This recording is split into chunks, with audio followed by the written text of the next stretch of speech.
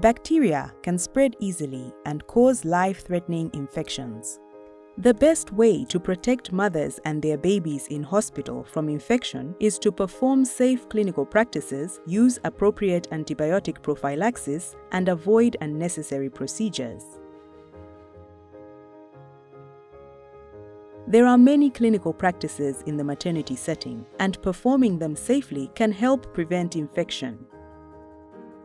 In all settings, remember that many procedures require gloves to be performed safely, and hand hygiene should be performed before putting on gloves.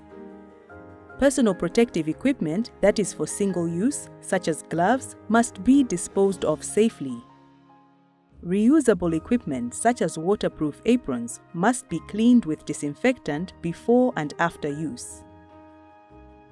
All surfaces in the ward, delivery suite, and theatre settings should be cleaned with disinfectant between each patient. Some procedures, such as inserting a catheter or assisting in theatre, need higher levels of sterility. For example, using aseptic non-touch techniques or surgical scrubbing procedures. Always follow your local guidelines and training. Maternity-specific safe clinical practices include the WHO recommendations for the prevention of peripartum infections. According to these recommendations, routine shaving of the perineal and pubic area before vaginal birth is not recommended. Routine assessments using digital vaginal examination during the first stage of labor in low-risk pregnancies should not be performed more often than every 4 hours. Before cesarean section, the abdominal skin and the vagina should be cleaned with chlorhexidine or povidone iodine solution. You can also prevent infection using antibiotic prophylaxis. This is giving a short course or a single dose of antibiotics in specific circumstances.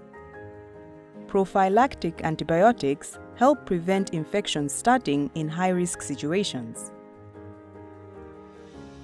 Prophylactic antibiotics must be given in the following situations: elective or emergency cesarean section, 15 to 60 minutes before skin incision. Manual removal of the placenta. Vaginal delivery using forceps or a vacuum. 3rd or 4th degree tearing from vaginal delivery. Preterm rupture of membranes before labor starts.